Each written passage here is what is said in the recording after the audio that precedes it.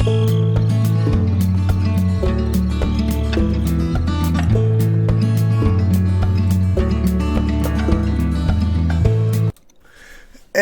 Bushcraft family here again today. Welcome back to the channel. Um, and it is Memorial Day, so happy Memorial Day. This is just not a day for barbecues and cookouts and stuff like that. Try to remember what the day's for. Our fallen heroes, and not to forget the ones that are still around. Um, it's always good to remember those as well. Um, it's kind of a tradition of mine. I just kind of watch old war movies and stuff, and it helps you think of think of those who have fallen and stuff. But this being Monday, we usually do a weekly market review, but there was not one for this week. So I'm going to touch on a subject that, yeah, food shortage. I'm trying to watch what I say because I'm kind of in trouble with the tubers. um, but anyways, for instance, the government. Here, let's go ahead and switch over, shall we? This is the government page here, as you can see at the very top, the title, FDA government. Okay, this is a question that everybody asks the government. Are there any food shortages? Many customers report going to their neighborhood grocery store and seeing shelves empty of certain items. There are currently no nationwide food shortages of food for people or pets. Although some cases you you may find certain foods at your grocery store are temporarily out of stock. Um, this is the government telling you this. Um, but let's move on down just a little bit here. Um, for some reason we remind you that there is no need to buy several months worth of food. The government's telling you this. The retail food industry suggests that we purchase enough food for a week or two at a time. And manufacturers and stores are working hard every day to restock what we need. Yeah, the government only wants us to have 2 weeks of food. Now, I don't know if I've got new people into prepping on the channel or whatnot, but let's go back to last year, even at this time last year, when people went out to the stores and everything was bought up. There was some things that weren't resupplied for at least 2 months. So if something like this happens again, to where they shut things down and things are not accessible, like your food and stuff, what are we to do? Because we listen to the government say only keep 2 weeks of food in your home. Then we're going hungry because we listen to the government. I'm not saying go out and buy 2 to 6 months worth of food, boom, right off the bat.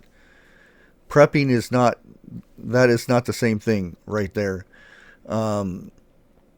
What we do every time we go out to go shopping, or we take a day and do shopping for just our preps. So if you go out, we go out and buy 10 cans of chicken, and we buy some rice, and we go home, we store it, and boom, that's it. No more done. And then maybe next week we go buy 5 cans of chicken and put it back. That's the different. There's a difference there, and I kind of. It still irritates me that the government says there's no food shortages. Um, Not to mention, you can still have food, but if they raise the price so dang high that you can't afford it, that is pretty much the same thing. If you can't get food because you just don't have the money, that's that's the same thing. So let's go ahead and jump to this other page here. Now this is the food bank of America, or the world rather. I'm gonna go down here, and we're just gonna go through some numbers. And global food prices have risen by 38%. This is since January of 2020. Um, and it's, I would probably say, the last 3 months, it's probably risen at least 20% above that, because it's, some of the prices are just ridiculous. Um, maize maize is corn, by the way. Prices are 66% higher, and wheat prices are 23% higher. Um, that we're looking right there at what we feed animals or livestock and stuff like that. Um, 66% higher. 66, let that sink in your head a little bit. 66% higher. Wow. No shortages though, but they're raising the price like crazy. Surging prices reflect strong demand along, um, with weather uncertainties, meaning, yeah, the things that happened. Um, let's go back to 2020 when we had that big wind thing that swept over and killed all the crops and whatnot through, the central United States and whatnot. Um, that took a big hit on us right there. Let's go back to, the freeze that hit Texas and Oklahoma and all those states where we get a lot of our produce, the winter crops and stuff. Those were gone. Um, I know people that lost tons of food. They had to start completely over their gardens and whatnot. Um, but there's no shortages. Um, like videos I've done about the shipping industry. Um, there's hundreds of ships waiting to dock to unload their goods. Um, Sometimes, over a month they're waiting. Now, if there's food on those ships, do you think the food is still good? Hmm. I don't know. It just boggles the mind that the government says there's no shortages. Um, Now the way they word that, let's go back here for a second. Um, there are no nationwide shortages of food. So there there could be a lot of food in New York City, and there could be a lot of food in Los Angeles, California, but that doesn't mean there's food in wherever you're at. And I get a lot of people telling me in comments and stuff when I bring up the food shortages and stuff, that they tell me there's shortages of certain things, and the shelves are starting to get bare and the prices are going way up. And this is all across the country. And there are some people that say, "Oh, everything's fine. We don't see any shortages or anything." That's understandable. The bigger areas that you're at, they're going to put more of their resources toward that. So that means the smaller cities and the far out places are going to have less. It's just the way of business, money. And to say that I know they're covering themselves. No nationwide shortages. So that just means to me that they're covering their behinds.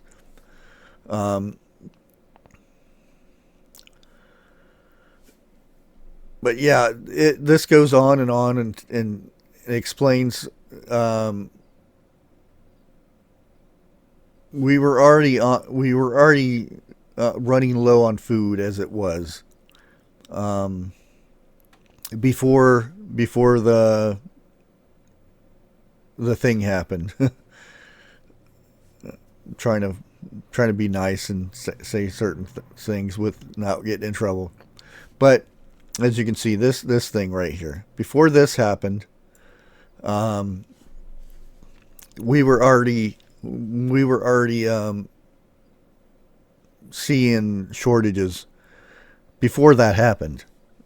And then once that happened, it decimated our food chain and stuff. When when you have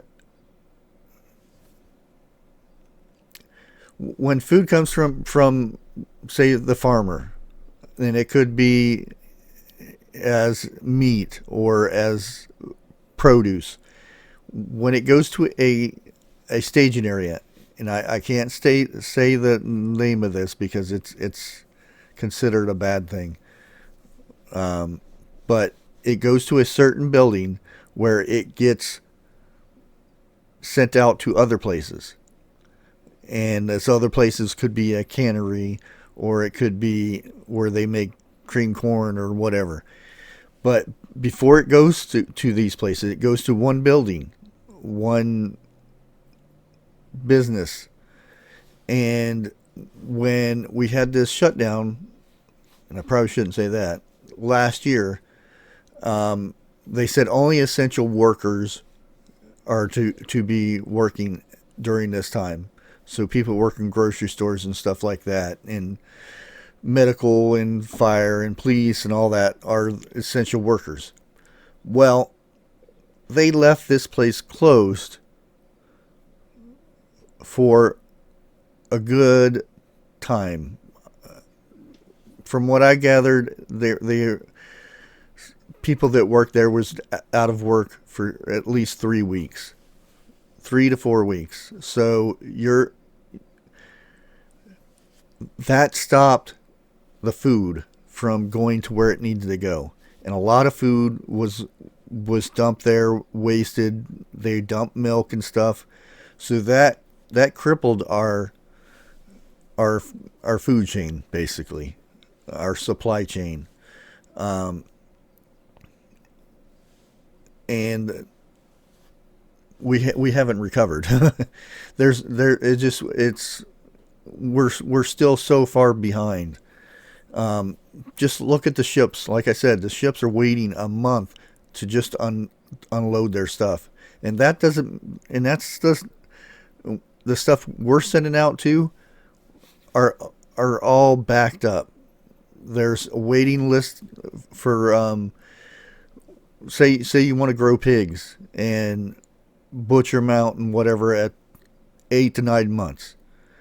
Well, there's like a year and a half wait at a butcher to get them processed. How's that? You're gonna feed an animal more it just it's just our food system really needs help, and some of the things that the government is working on is just it just they need to set priorities. Um, what do we need more for a human to survive? You need food and water. Well, basically, water and food. So make sure our water is good, and then make sure our food is good.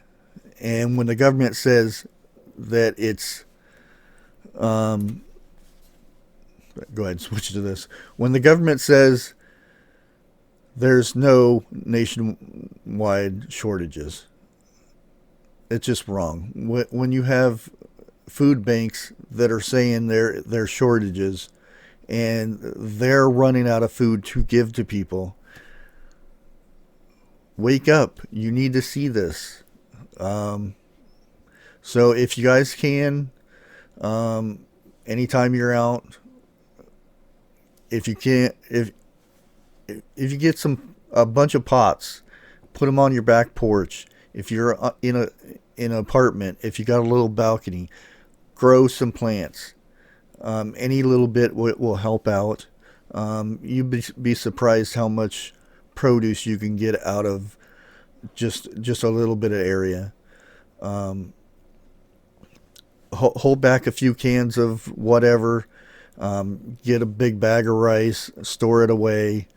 Um, anything that you can think of, because um, if anything happens, anything, you could be in any part of the United States or world, and a natural disaster or um, earthquakes or anything happens, it's going to be a while before you get food. It's going to be a while before you get water and stuff. So be prepared. Even if you don't think there's a shortage, it's always good to have something in case of emergency. Um, that's about all I can say on that. I just wanted to bring you a little bit of this information for today. It's not my normal thing, but when I was watching something, a government official on TV said, "There's no shortages. Um, the prices are staying normal." I don't know where he gets his food. More than likely, he has some worker goes out and does his shopping for him and cooks his food for him. Um, but us people out there that pay our taxes and do all this stuff, we actually go out and shop and buy our food and cook our food, and we know there is shortages and stuff. So just keep prepping, guys. That's all I can say. Until next time, God bless.